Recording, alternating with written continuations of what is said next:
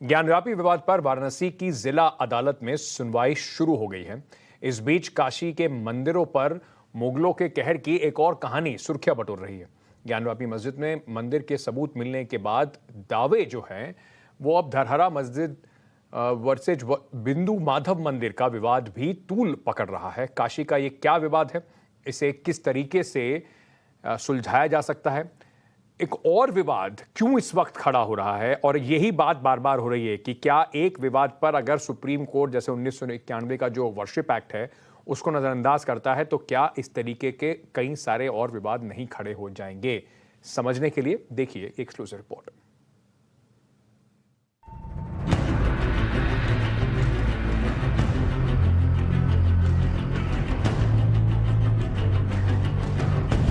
शिव की काशी में कितने मंदिरों पर औरंगजेब का कहर।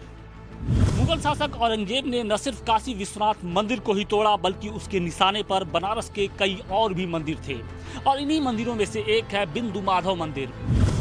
क्या आज की धरहरा मस्जिद कभी बिंदु माधव मंदिर था? कहा यह जाता है कि इसी मस्जिद के ठीक नीचे विष्णु भगवान का मंदिर था जिसे बिंदु माधव मंदिर कहा जाता है, और वहाँ पर वेद पाठी जो लोग थे वो संस्कृत की शिक्षा दिया करते थे। मुगल बादशाह औरंगजेब ने वाराणसी के सिर्फ आदि विश्वेश्वर महादेव मंदिर को तोड़कर ही मस्जिद तामीर नहीं करवाई, बल्कि उसने सैकड़ों मंदिरों की शक्ल मस्जिद में तब्दील कर दी। इतिहास के पन्नों में दर्ज औरंगजेब की क्रूरता की कहानियां पढ़ने पर पता चलता है कि उसने काशी विश्वनाथ के अलावा वाराणसी के बिंदु माधव मंदिर को भी निशाना बनाया और उसे धरहरा मस्जिद का नाम दे दिया। पंचगंगा घाट के तट पर आज की धरहरा मस्जिद 353 साल पहले क्या सचमुच बिंदु माधव मंदिर था? इसकी तहकीकात में हमने न सिर्फ इतिहास की किताबों, दुनिया के मशहूर यात्रियों के यात्रा वृतांत और धर्म ग्रंथों को खंगाला, बल्कि टाइम्स नाउ नव भारत के संवाददाता आशुतोष सिंह ने खुद धरहरा मस्जिद जाकर इसकी सच्चाई जानने की कोशिश की। काशी के पंचगंगा तट पर बने इस मंदिर की जगह पर अब ये आलीशान मस्जिद सीना तान कर खड़ा है और इसका नाम है धरहरा मस्जिद। कहा जाता है कि सन 1669 में औरंगजेब ने इस मंदिर को तोड़कर मस्जिद बनवाने का फरमान जारी किया था। स्थानीय लोगों के मुताबिक इस मस्जिद के नीचे भगवान विष्णु का एक भव्य मंदिर था जिसमें वेद पाठी जो ब्राह्मण होते हैं वो रहा करते थे, और उनसे जो शिक्षा लेने के लिए दूर दूर से लोग आते थे और संस्कृत की शिक्षा लेते थे। लेकिन ये बात औरंगजेब को नागवार गुजरी और उसने इस मस्जिद मंदिर को तोड़ने का फरमान जारी कर दिया। 1669 यानी वो साल जब आदि विश्वेश्वर मंदिर का औरंगजेब ने विध्वंस कराया। कहा जाता है कि उसी साल उसके निशाने पर बिंदु माधव का मंदिर भी आया। ये मंदिर जिसे अब धरहरा मस्जिद के तौर पर जाना जाता है, उसकी नक्काशी कैसी है आपको दिखाएंगे, लेकिन उससे पहले बनारस हिंदू यूनिवर्सिटी में इतिहास के प्रोफेसर डॉक्टर राजीव श्रीवास्तव बिंदु माधव मंदिर पर क्या दावा करते हैं वो सुनिए। बनारस मंदिरों का शहर था और बनारस में इतने प्रसिद्ध मंदिर थे जिसका कोई हिसाब नहीं है। इसका एक अकाउंट या हिसाब जो उस समय का फ्रांसीसी यात्री टेवर्नियर और बर्नियर ने दिया है। बर्नियर ने और टेवर्नियर ने 1660 से लेके के 1665 के बीच में बनारस की यात्रा की। तो टेवर्नियर ने बिंदु माधव मंदिर को लेकर के बहुत डिटेल में उसने अध्ययन रिपोर्ट पेश की है कि उसमें बिंदु माधव मंदिर 147 फीट 2 इंच ऊंचा था, और बिंदु माधव मंदिर का जो सामने का जो प्रकार था वो स्वास्तिक के आकार का था। उसकी चारों भुजाएं थीं, चारों भुजाएं समान आकार की थीं। धरहरा मस्जिद के प्राचीन बिंदु माधव होने की दलील में जिस फ्रांसीसी यात्री ट्रेवनियर का जिक्र आया, उन्होंने क्या लिखा है आपको वो भी बताते हैं। फ्रांसीसी यात्री ट्रेवनियर ने 1665 में वाराणसी की यात्रा की। इस दौरान वो बिंदु माधव मंदिर या बेनी माधव का धरहरा भी गए। ट्रेवनियर ने अपनी किताब ट्रेवल्स इन इंडिया में बिंदु माधव मंदिर को पैगोडा ऑफ बनारस बताया। उनके मुताबिक यह मंदिर पुरी के जगन्नाथ मंदिर के बाद भारत का दूसरा सबसे मशहूर मंदिर था। ट्रेवनियर ने अपनी किताब में बिंदु माधव मंदिर के गर्भगृह और मूर्ति का भी जिक्र किया है। उनके मुताबिक मंदिर में महिलाओं के प्रवेश की इजाजत नहीं थी, ऐसे में वो बाहर से ही दर्शन करती थी। मंदिर की वेदी की दाहिनी तरफ सोने की बनी गरुड़ की मूर्ति थी। ट्रेवर नियर ने अपनी किताब में बिंदु माधव मंदिर के साथ गंगा नदी की पवित्रता को भी बयां किया है, जिसके तट पर कभी वो मंदिर हुआ करता था जिसे आज धरहरा मस्जिद के तौर पर जाना जाता है। अगर इस मस्जिद के बारे में बात करें तो ये मस्जिद भी ज्ञानवापी मस्जिद की तरह ही लगभग जमीन से लगभग 40 से 50 फीट की ऊंचाई पर है और ये जहां पर हम खड़े हैं ये चबूतरा है और हमारे ठीक पीछे मस्जिद का मुख्य भाग है। अगर मस्जिद की बात करें तो मुख्य भाग के साथ ही 2 बड़े बरामदे हैं और इन्हीं बरामदों में यहाँ की जो नमाजी हैं वो नमाज पढ़ा करते हैं। एक तरफ आप दिखाएंगे तो हमारे बाएं साइड में गंगा नदी है, तो दूसरी तरफ अगर बात करेंगे तो वहाँ पर घनी आबादी है। तो निश्चित तौर पे जिस मंदिर का जिक्र किया जाता है माधव मंदिर का, उसी बात की ओर इशारा कर रहा है ये मंदिर, ये मस्जिद। और कहा यह जाता है कि इसी मस्जिद के ठीक नीचे विष्णु भगवान का मंदिर था जिसे बिंदु माधव मंदिर कहा जाता है और वहाँ पर वेद पाठी जो लोग थे वो संस्कृत की शिक्षा दिया करते थे। मंदिर को तोड़ दिया गया तो यहाँ पर इसके ठीक बगल में एक नया जो मंदिर है वो उसका निर्माण कराया गया और अब वहाँ पर पूजा पाठ की जाती है। ये बात जगजाहिर है कि औरंगजेब को सनातन धर्म और संस्कृति से नफरत थी। ऐसे में उसने सनातन आस्था के सबसे बड़े केंद्र काशी को टारगेट किया, चुन चुन कर उन मंदिरों की पहचान मिटाने की कोशिश की जहां से वेद पुराण का प्रचार प्रसार पूरी दुनिया में होता था। उसकी चिढ़ जो थी सबसे ज्यादा वेद पाठियों से थी, ब्राह्मणों से थी, क्योंकि वो लगातार वेद पाठ कर रहे थे और वो लोग जाते थे तो दुनिया भर से लोग आकर के काशी में संस्कृत पढ़ते थे और वो प्रसारित करना चाहता था अपना पर्शियन और उर्दू। इस्लामिक संस्कृति को विस्तार करने के लिए वो पागल था। वो चाहता था कि हर कीमत पर हम भारत को इस्लामिक देश बना दें, लेकिन जो इस्लामिक देश नहीं बन पाने के पीछे का कारण था वो काशी थी केवल, क्योंकि काशी से तमाम विद्वान ब्राह्मण निकलते थे, वो दुनिया भर में फैल जाते थे और लोगों को हिंदू संस्कृति और हिंदू कल्चर के बारे में बताते थे। औरंगजेब को अच्छी तरह से पता था कि दारुल हर्ब से दारुल इस्लाम बनाने के लिए सबसे ज़्यादा आवश्यक है काशी का विनाश। तो काशी के विनाश की उसने 1669 में बड़ी योजना बनाई, सारे मंदिरों को तोड़ दिया। कहा जाता है कि बिंदु माधव मंदिर की नक्काशी बहुत शानदार थी। ऐसे में इसे बगैर तोड़े ही औरंगजेब की सेना ने मस्जिद में तब्दील कर दिया। अगर मस्जिद के मुख्य भवन की बात करें तो ये मस्जिद मध्यकालीन जो एक तरीके से भारतीय कला की जो परंपरा रही है, एक जो प्रतीक रहा है, उसका एक जीता जागता बेजोड़ नमूना है। हम आपको दिखाने की कोशिश करते हैं कि इस मस्जिद में भी हम आपको कई जगह पर ऐसे हैं जहां पर हिंदू देवी देवता, हिंदू जो कलाकृतियाँ होती हैं, जो कमल के निशान हैं वो यहाँ पर दिखाई पड़ रहे हैं। साथ साथ जो अंदर का स्ट्रक्चर है वो भी काफ़ी कुछ हिंदू जो धर्म से जुड़े हुए जो कलाकृतियाँ होती हैं वो हैं। इसके साथ ही हम आपको ये पत्थर दिखाने की कोशिश करते हैं कि देखिए इस पत्थर पे जो नक्काशी की गई है वो आमतौर पे मंदिरों में ही इस तरीके की नक्काशी की जाती रही है। ये जो नक्काशी, इसके साथ ही इस तरह की जो नक्काशी रही है आमतौर पे मंदिरों में ही दिखाई पड़ती। तो ये बेजान पत्थर आज भी धरहरा मस्जिद के अतीत को बयां कर रहे हैं।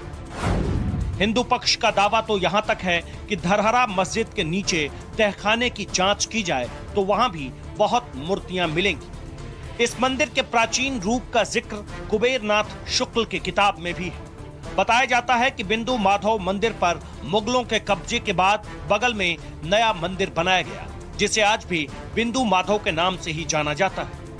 इसका ये मतलब कि पहले ये मंदिर यहाँ था, ऐसा लोग कहते हैं कि बिंदु माधव मंदिर यहाँ था। जब औरंगजेब यहाँ आया तो औरंगजेब का एक आलमगीर, इसको आलमगीर मस्जिद कहते हैं, इस मस्जिद का नाम आलमगीर मस्जिद है। तो आलमगीर जब यहाँ आया तो उसने उनके कहने पर यह सब मंदिरों को तोड़े, बहुत से मंदिर तोड़े, उसमें ये भी मंदिर तोड़ा गया। ये मंदिर तोड़ा गया तो बाद में इसकी स्थापना यहाँ शिवाजी सब 1672 में यहाँ आए थे, उस वक्त इस मंदिर की यहाँ पर स्थापित किया गया। और ये जो मंदिर पहले उतना ही भाग था, बाद में इस मंदिर का निर्माण महाराष्ट्र में एक औंध स्टेट है, जिला है सातारा, उसमें औंध स्टेट है, उन राजा ने इस मंदिर का निर्माण करा के ये बिंदु माधव की यहाँ स्थापना की। आज जिस जगह पर बिंदु माधव मंदिर है उसके पुजारी का भी यही कहना है कि जहां आज धरहरा मस्जिद है वही पुराना बिंदु माधव मंदिर है, जबकि मस्जिद पक्ष का दावा है कि इसे लेकर काशी में कोई विवाद ही नहीं है। बिंदु माधव मंदिर इसी में था। ये बिंदु माधव का ही प्रांगण है। तालाब जो है अंदर देखेंगे और जब अंदर जाएंगे तो सामने जो बना हुआ है मंदिर का ही वो, इसमें शिलालेख है जो अभी छुपा दिए, उसके अंदर है लेख, शिलालेख लिखा हुआ है। औरंगजेब के समय में इस मूर्ति को फेंक दिया, बाद में इसको अहिल्याबाई ने स्थापना किया। 400 साल पुराना है सर। 400 साल। ये सारे पूरी मस्जिद भरी रहती है, काफ़ी लोग आते हैं। जुम्मा में आइए, जुम्मा में सारे लोग देखिए भरे रहेंगे, भरे रहते हैं। ये एकदम फूल रहते हैं जुम्मा में। अरे का कोई विवाद नहीं चल रहा है यहाँ पर किसी से। मोहल्ले के लोग बहुत सारे अच्छे लोग, सारे लोग अच्छे, कभी कोई तरह का विवाद नहीं। रास्ता भूल जाते, नए आदमी आते हैं तो बतलाते हैं लोग। यहाँ किसी तरह का कोई विवाद नहीं है। हफीजुर रहमान के मुताबिक ये मस्जिद 400 साल पुरानी है, यानी औरंगजेब के वक्त ही ये धरहरा मस्जिद अस्तित्व में आई। अभी का जो स्ट्रक्चर तो मस्जिद उन्होंने बना लिया, जो मूल स्थान था तो मस्जिद बन गया। लेकिन बनारस के जो लोग हैं वो मंदिरों को भूलते नहीं हैं, तो क्या किए कि समझौता नहीं हो या उनके साथ समझौता नहीं हो पाया तो अपना जो अर्जी कहाँ लगाते, वो सुबह इलाहाबाद में कोर्ट हुआ करती थी। अब वो सुबह इलाहाबाद में अगर वो अर्जी लगाते तो खारिज हो जाता मुकदमा, क्योंकि औरंगजेब भी तोड़ा था। अब जब सुप्रीम कोर्ट उसमें औरंगजेब था और जब सुप्रीम कोर्ट का आदेश है तो फिर लोअर कोर्ट क्या करेगी। तो बगल में उन्होंने एक छोटा सा मंदिर बना लिया, वो अपना पूजा पाठ करने लगे, क्योंकि पूजा पाठ इनका कंटिन्यू रहा। मान्यताओं के मुताबिक प्राचीन काशी 2 हिस्सों में बटी थी, एक शिव की काशी और दूसरी विष्णु की काशी। और विष्णु की काशी में भी बिंदु माधव मंदिर मौजूद था। ये काशी क्षेत्र 2 भागों में विभक्त है, शिव काशी और विष्णु काशी। तो ये विष्णु काशी क्षेत्र है। विष्णु काशी के प्रधान देवता बिंदु माधव हैं और यहाँ पर कार्तिक मास में पूजा होती है। 1 महीना यहाँ गंगा स्नान होता है। यहाँ 5 नदी संगम है। इलाहाबाद में त्रिवेणी संगम है। इलाहाबाद में 3 नदियाँ मिलती हैं, गंगा, यमुना, सरस्वती। वहाँ से जब गंगा चली तो यहाँ आकर के 5 नदियों का संगम हो गया।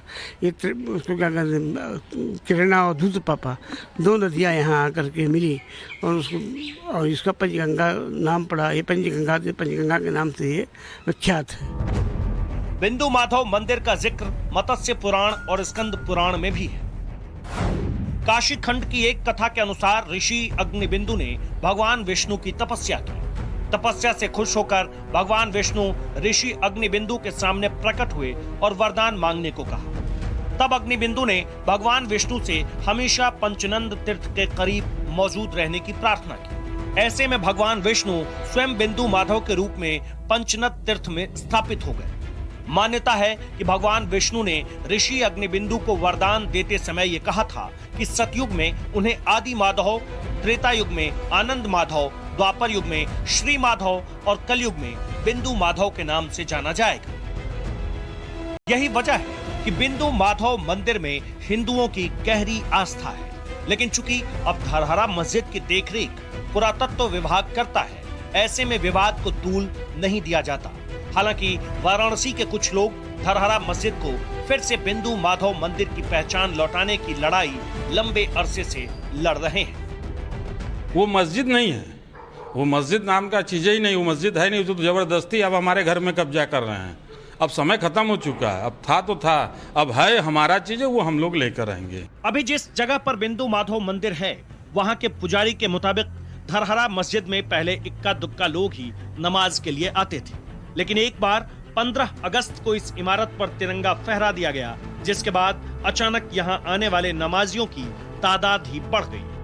ये पुरातत्व विभाग के अंदर में है अभी, और मुस्लिम लोग जो है अपना अधिकार जमाए हुए हैं। पुरातत्व के कर्मचारी भी रहते हैं, पुलिस रहती है इसमें, लेकिन वो लोग नमाज पहले कोई नहीं आता था, एक परिवार आते थे, अब धीरे धीरे बढ़ोतरी होने लगी। अच्छा, अब यहाँ पर भी धीरे धीरे नमाज पढ़ने वालों की संख्या बढ़ने लगी। ये कितने सालों से है ये? बाद में जो है इसमें 15 अगस्त को जो इस मोहल्ले के कुछ लड़कों ने झंडा फहरा दिया। अच्छा, इस धरहरा मस्जिद के ऊपर? हाँ, ऊपर पहले मोहल्ले के लड़के लोग जाते थे, खुला रहता था, तो वही घूमने के बहाने गए, ऊपर जाके झंडा फहरा दिए, तो विवाद हो गया। उसके बाद से इनकी तादाद और बढ़ने लगी। अब चूंकि काशी में ज्ञानवापी विवाद सुर्खियों में है, ऐसे में क्या इसकी परछाई धरहरा मस्जिद पर भी पड़ेगी? इसे लेकर मस्जिद पक्ष क्या कहता है उसे सुनिए। बहुत अच्छी तरीके से अच्छा मिलनसार सब कुछ का है। और यहाँ जो मूर्ति बैठती है सारा चीज़ हम लोग का मतलब लेन देन रहता है। वो लोग लड्डू भी देते हैं, हम लोग भी अपना ख़त्म होता है प्रसादी देते हैं। सभी लोग से लेन देन अच्छा है, किसी तरह कोई बात नहीं सर। एक ज्ञानवापी मस्जिद को लेकर विवाद चल रहा है, ऐसा तो नहीं लगता कि उसकी जो कुछ परछाई है इस मस्जिद पर कभी नहीं सर, ऐसी आपको डर बना रहता है? नहीं, ऐसी बात नहीं है, कोई ऐसी बात नहीं। हिंदू पक्ष के अपने दावे हैं और मुस्लिम पक्ष के अपने। वो मस्जिद नहीं है, वो मस्जिद नाम का चीज़ ही नहीं, वो मस्जिद है नहीं, तो ज़बरदस्ती अब हमारे घर में कब्जा कर रहे हैं। अब समय खत्म हो चुका है, अब था तो था, अब है हमारा चीज़ है, वो हम लोग लेकर आएंगे। लेकिन बड़ी बात ये कि धरहरा मस्जिद में भी एक फव्वारा है जो ज्ञानवापी के वजू खाने वाले फव्वारे से बिल्कुल अलग है, जहां सर्वे के दौरान शिवलिंग मिलने के दावे किए जा रहे हैं। ज्ञानवापी मस्जिद की तरह धरहरा मस्जिद में भी वजू स्थल है और इसी वजू स्थल के ठीक बीच में एक फव्वारा लगा है। हालांकि हमने देखा था कि ज्ञानवापी मस्जिद में जो लगा फव्वारा था वो पिछले कई सालों से बंद पड़ा था, लेकिन यहाँ पर जो फव्वारा है वो बिल्कुल चालू हालात में है और लगभग 50 सालों से ऐसे ही ये फव्वारा चलता रहता है। और इस फव्वारे के बारे में बता दें कि ये फव्वारा जो लगा है वो अजमेर दरगाह पर में जो लगा फव्वारा है कुछ उसी तर्ज पर है और जो इसका स्ट्रक्चर है कुछ लगभग वैसा ही मिलता जुलता है। जबकि इसके उलट हम अगर ज्ञानवापी की बात करें तो वहाँ पर जो फव्वारा लगा था उसके ठीक बीच में एक बड़ा सा पिंड था जिसे लोग बता रहे हैं कि शिवलिंग है। धरहरा के फव्वारे की बनावट भले अलग है लेकिन विवाद ज्ञानवापी जैसा ही है, क्योंकि यूपी सरकार का पर्यटन विभाग धरहरा मस्जिद, जिसे आलमगीर मस्जिद भी कहा जाता है, इसे लेकर जो लिख रहा है उसे गौर से पढ़ लीजिए। यूपी सरकार के पर्यटन विभाग की वेबसाइट पर लिखा है, हिंदू मुस्लिम धार्मिक भावनाओं का समामेलन इस मस्जिद को बेनी माधव का धरहरा के नाम से भी जाना जाता है। मस्जिद के पूरे निचले हिस्से को हिंदू मंदिर के रूप में रखा गया है। ऐसे में जब सरकार भी मस्जिद के निचले हिस्से को मंदिर मान रही है तो विवाद की आंधी उठने से इनकार भी नहीं किया जा सकता। Ashutosh Singh, Varanasi, times now Navbharat.